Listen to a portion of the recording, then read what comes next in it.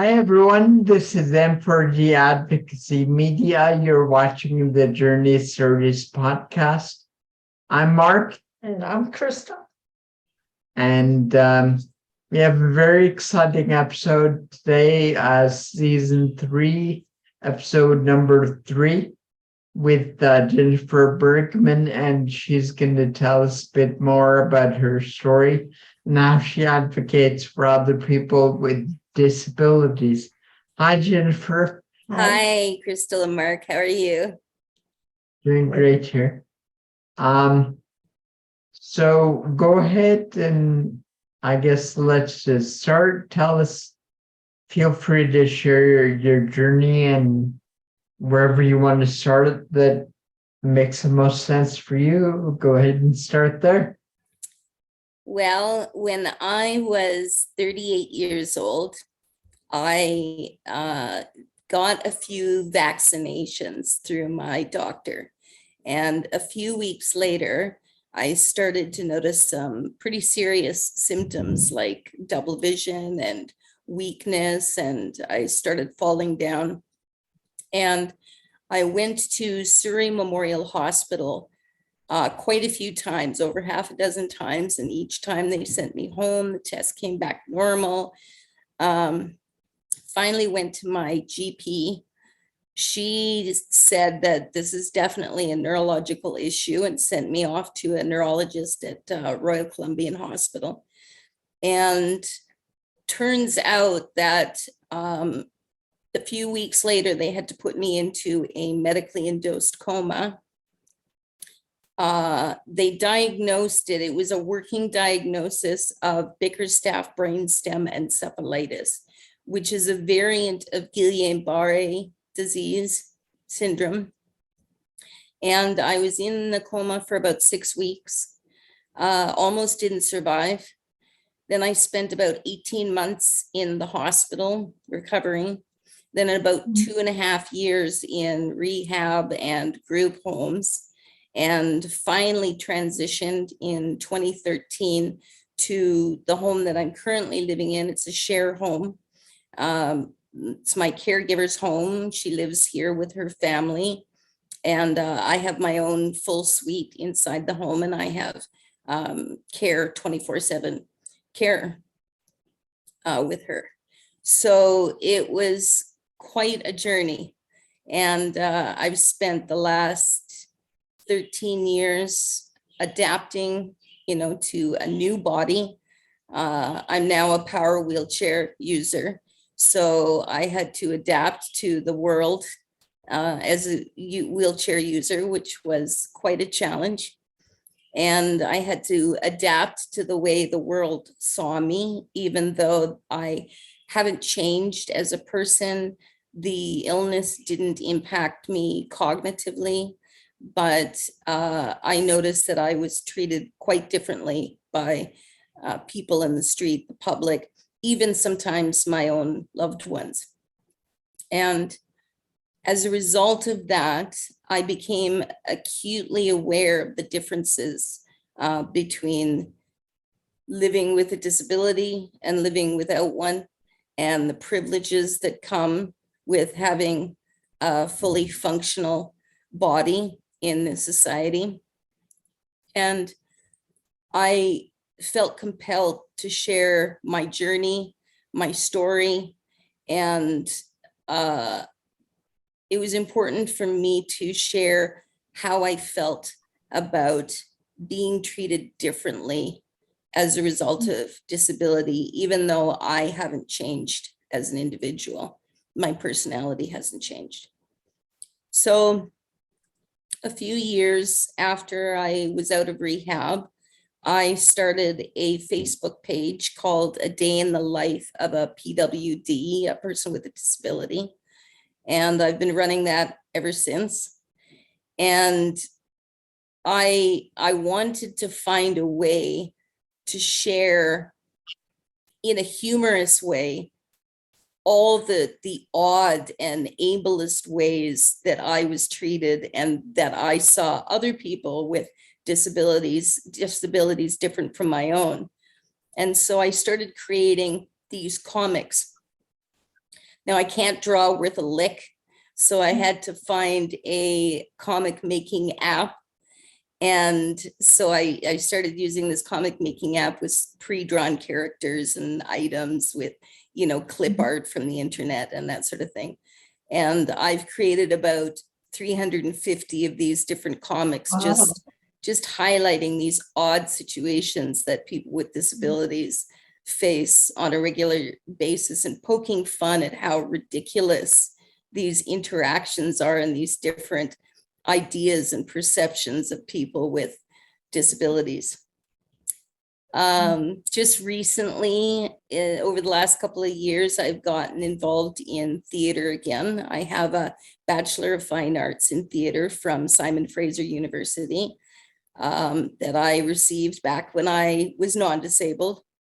And for a long time, I thought that I wasn't going to fit into the industry again as a disabled person. But I saw a notice that Real Wheels theater group was creating the Real Wheels Acting Academy and inviting people with disabilities to become involved. It's a 3-year program. And so I auditioned and got a place. And I've been attending that we're in our second term in the second year. And I've really, really been enjoying it. I've met like-minded people, very talented artists, had an opportunity to get involved in projects in the theater community. I've just recently been offered a position as assistant director on the Arts Club upcoming production of Teenage Dick. So I'm very excited about that. That's starting in about a week. And I'm discovering that living life with disability it is challenging, but it's not as daunting or challenging as I thought it would be. And as a result of my journey, I've grown tremendously personally as an individual, empathetically, other marginalized people. And I'm starting to really, really enjoy life. It's great to hear. So I guess before you became disabled, what was your understanding or awareness of disability or the disabled community in general, or your feeling towards, if you had any? It's really interesting you asked that, because I didn't have any personal experience with disability, and I didn't know anybody with a disability. Mental illness runs in our family, so I was aware of that. And I do also have depression and PTSD and OCD. But as far as physical disability, I had no experience. And so it wasn't ever something that I ever thought about. Just like a lot of non-disabled people, it didn't enter into my mind very often. I didn't notice places that were inaccessible. Didn't occur to me that, people struggled to access society as a result. And since becoming disabled, obviously this has all changed. And I'm really amazed at how little I knew about disability and how many people live with disability in the world. So I think what happens is if you don't experience yourself, if you have no occasion to experience it or know anybody with disability that live with disability, there's no reason, so to speak, to think about it. And I think that's probably where a lot of ignorance and ableism comes from. And Right. I recognize that before becoming disabled, I had a lot of ableist perspectives that I was completely unaware of. And I look back at it now and I think, how could I not see these things? But I think it's, if you, like I said, if you don't have experience in it, it's just not something you think about. It's important to us to be able to highlight that and ask that question to guests, because we want to normalize people not knowing anything about the disability world, and that we understand that we've been there. Some of us have been there. And we were also, didn't know any better, we're idiots. And, we felt like we were all ableist at one point, and not in a bad way, because that's just what we were taught or what we were brainwashed with or whatever. So, it's important for our non-disabled audience to watch it and say, oh, this person understands. They were in a place where they weren't disabled, now they are.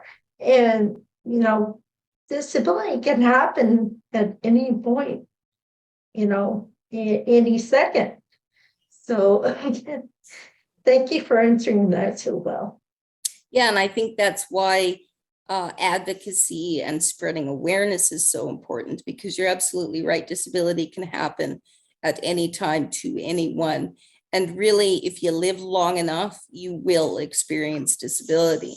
So the more people are aware, the more society changes so that we create accessible spaces for people with disability, the less challenges people in the future will have to face.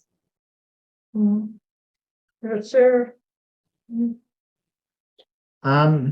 If so, looking at the world now, what do you think there's one thing that needs to change that's sort of the most important aspect of how disabled people are treated?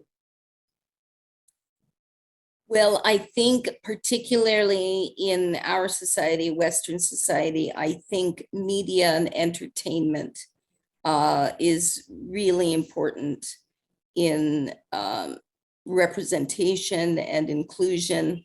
I think we consume a lot of media in the society, and media informs how we see the world, our perspectives. As we grow up, we learn about society and the world by watching media, TV, films. And the more we can represent people with disabilities in a quote normal way, represent them as people that are just like any other average person, just living their lives and have the same emotions and the same struggles and challenges in life.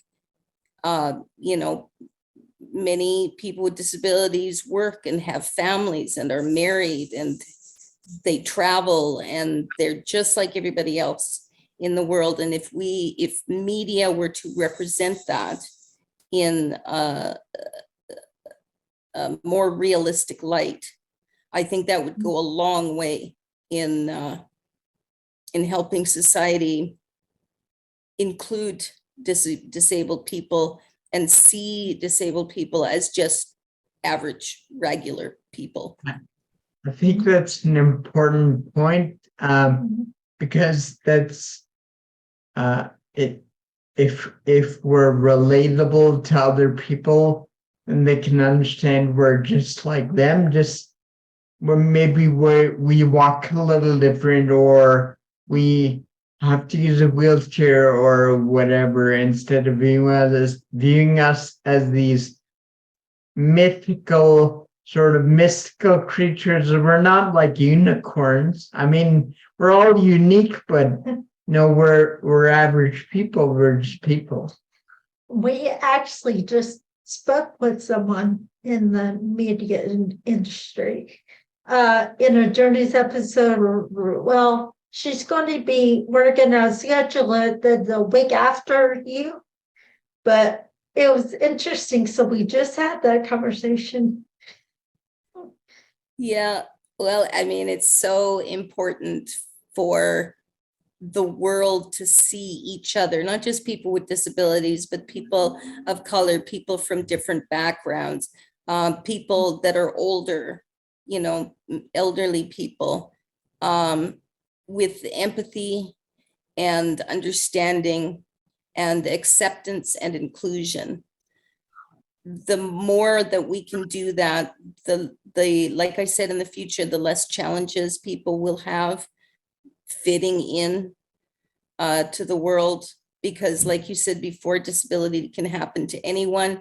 And looking back, it would have been nice to enter the disability community, to learn to live with this new body, with more acceptance, more support from society as a whole.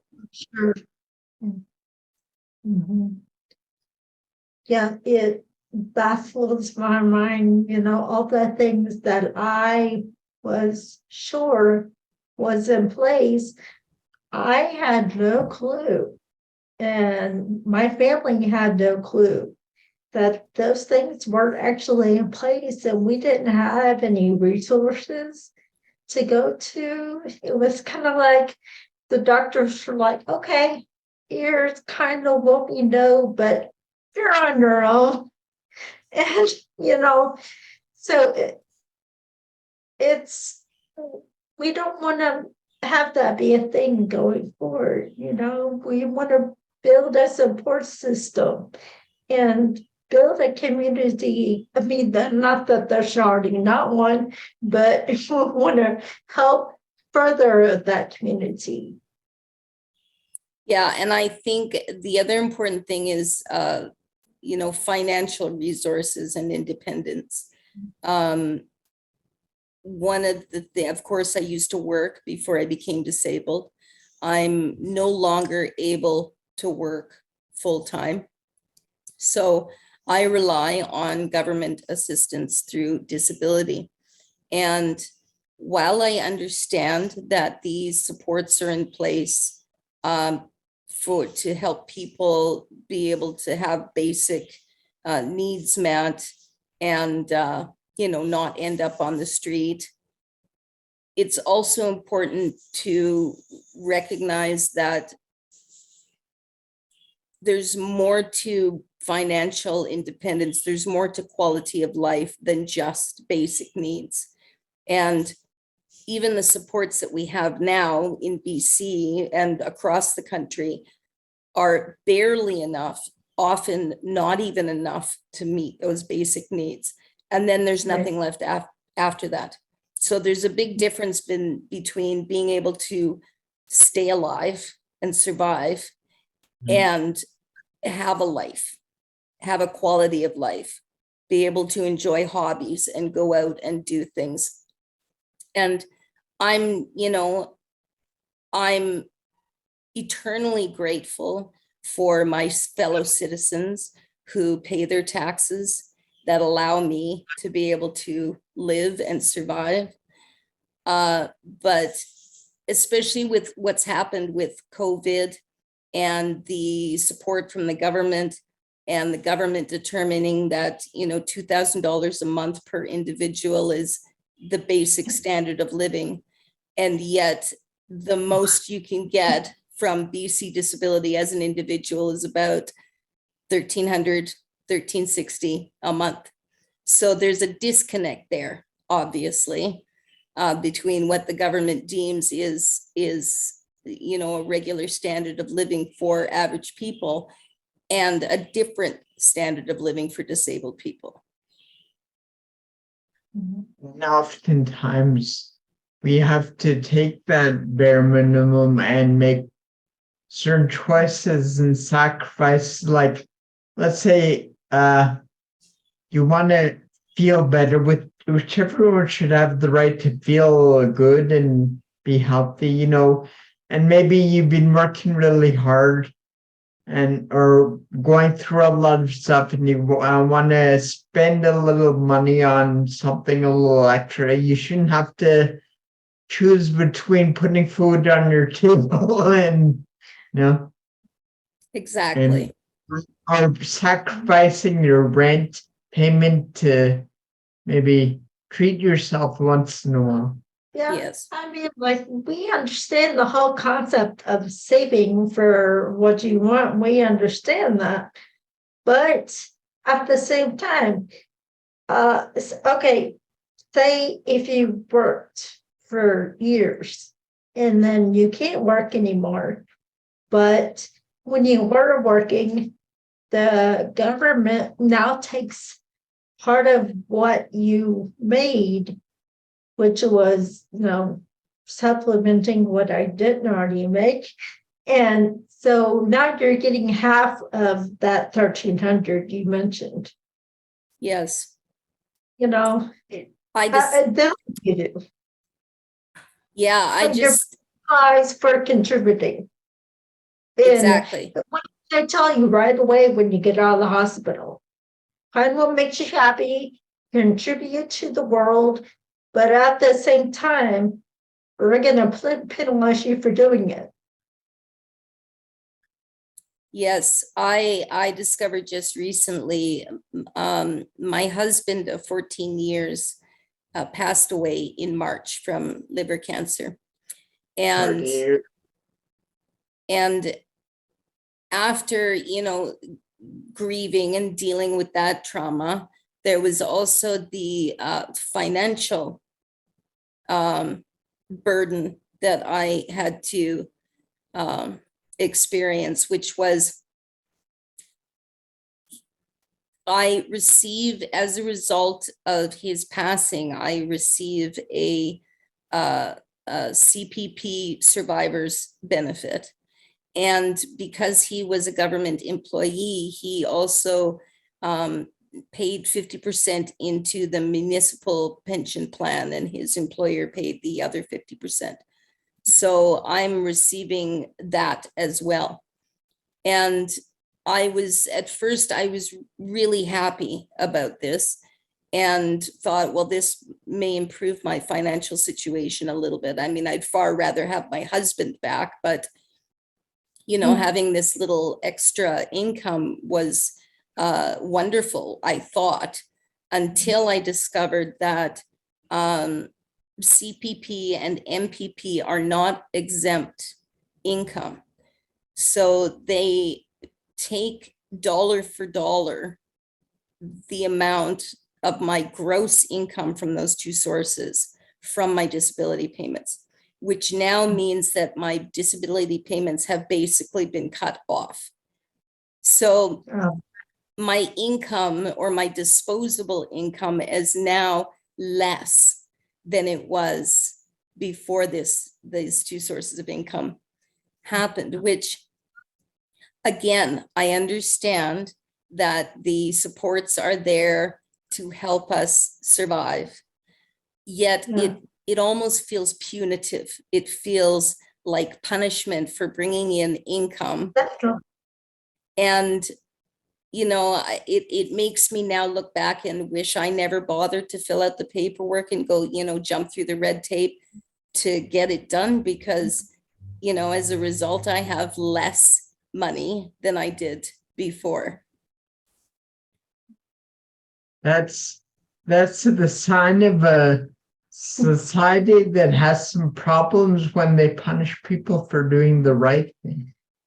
Yeah. Yeah. Well, I mean, it's It's like not when the you way it's report, supposed to work.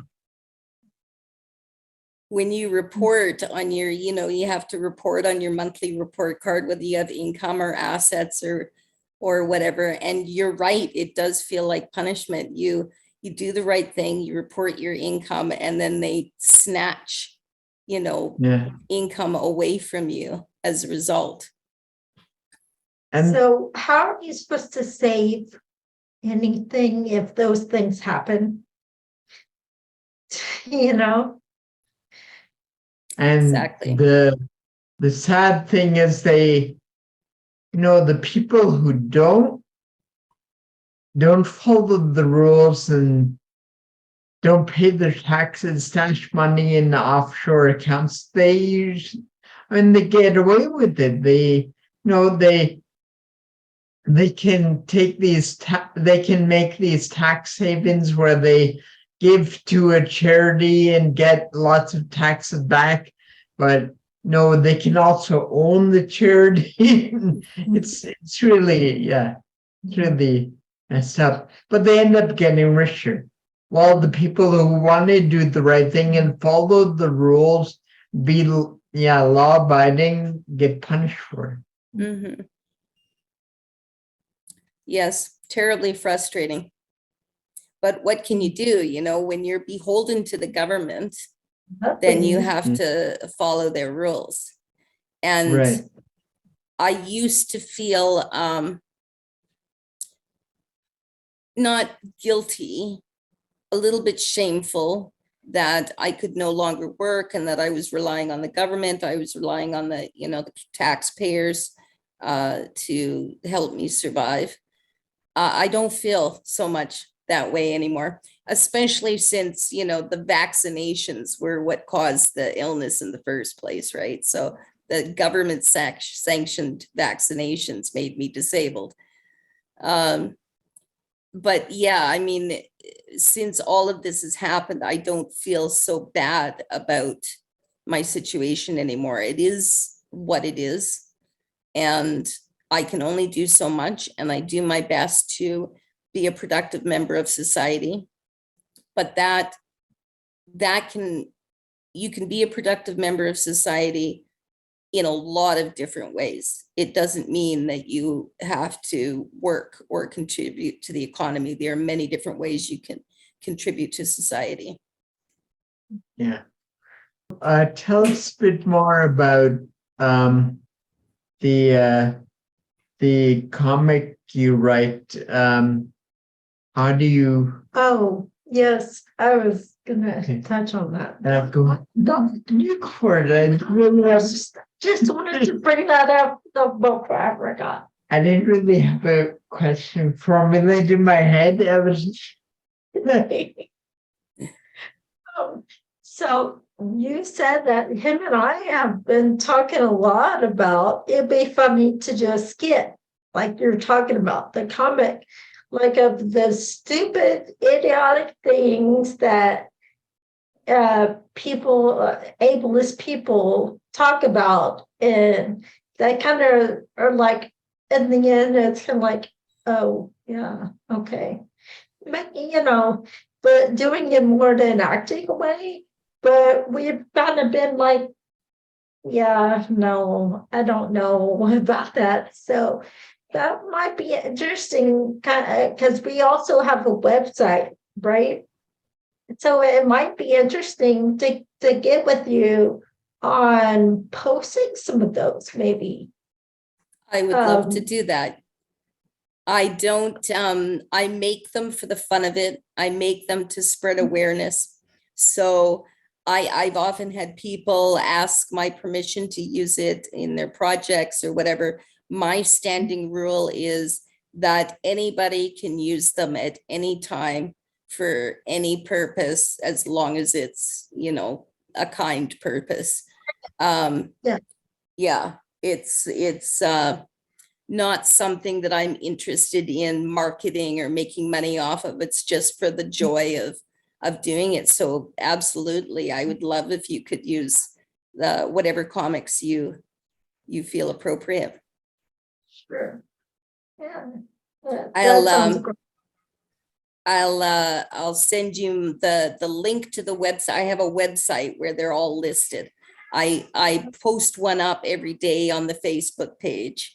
Oh, And then okay. I've got, a website where they're all compiled.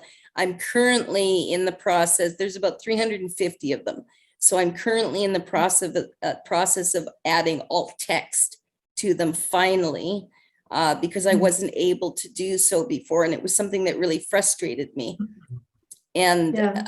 I can remember when I made my first comic for the blind community.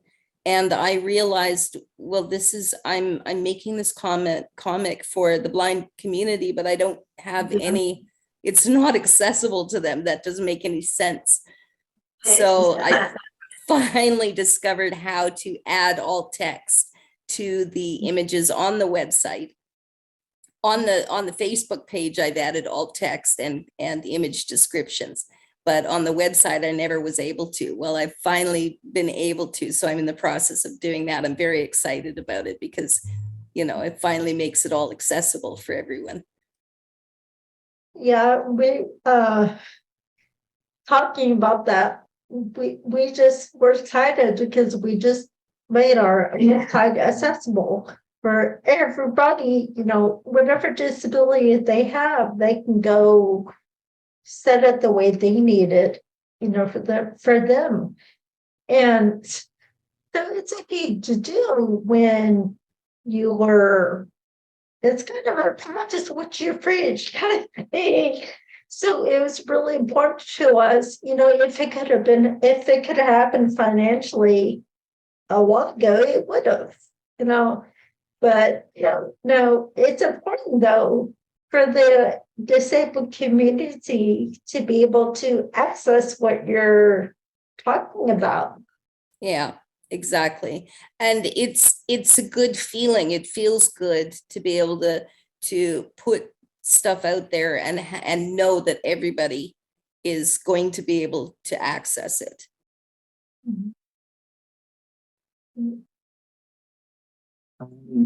So Jennifer, are there any projects you're working on right now that you can tell us more about? Yeah, I'm also writing a play called Riding the Dragon. It's an autobiographical play based on my experience through my illness and disability. Originally, it was a play about age. I've reached middle age and menopause. That's a big step in life. And I've recognized how much I've grown and changed since I was a teenager and 20-year-old. In fact, I don't even recognize the person I used to be. And I wanted to write about that. I wanted to write about what it's like to change over the years and how you change from your youth as you grow older and gain more patience and more experience and greater perspective of the world as a whole. And I naturally, my experience with illness and trauma and adapting to disability came into it. And so now I'm writing about that experience and hopefully to illustrate how that experience has impacted me and changed me as an individual and helped me grow as an individual. So I'm pretty excited about that. I'm at a place now where the trauma of it doesn't impact me as greatly as it used to. I wouldn't have been able to write this 5 years ago. It would have been too hard to delve into. But now it's like looking into a past chapter. I'm past the pain. I mean, I still have trauma from it, but I'm past the real pain of remembering what I went through, what my family went through. And so I'm in the process of writing that. And this play, Teenage Dick, is an adaptation of William Shakespeare's Richard III. And Richard III, of course, was disabled. So it's based in a high school Richard is a high school student who's wants to be, student president. And I'm very excited to be working on this project as an assistant director. Ashley Koran is the director, and the cast, there are disabled people in the cast. And I'm really excited to be delving into this kind of work, this adaptation in a more modern perspective. And I'm really excited about the inclusion of disability, the inclusion of disabled actors. So this should be a really exciting project to work on. It'll be the first time I'm assistant directing, so it's a tremendous opportunity for me. Wow. Wow. And Congratulations. yeah, very exciting. Oh, wow. Will you please keep us updated on that so we can know what's going on with it and when we can maybe see it? Say that one more time. Would you please keep us updated Of on like course. the progress of it so we can maybe all of our viewers and us can see it? Yes, absolutely. Absolutely. There will be previews starting on February 9th, and it opens, I can't remember the exact date, a week later. So it opens in mid-February. It'll be at the Newmont stage at the BMO Center downtown, but I will send you all the information as it comes up. Great. Do you know if that's something that will be available online, or is it only an in-person thing? I think it'll only be in person. It's a live show. So, but if they do have anything online, I'll definitely forward that to you. Okay, great. Well, thanks a lot, Jennifer, for sharing your journey, and Thank you. wish you all the best, and we'll talk to you soon. Yes, my pleasure. Thank you so much. Bye. Thank you. Bye. Take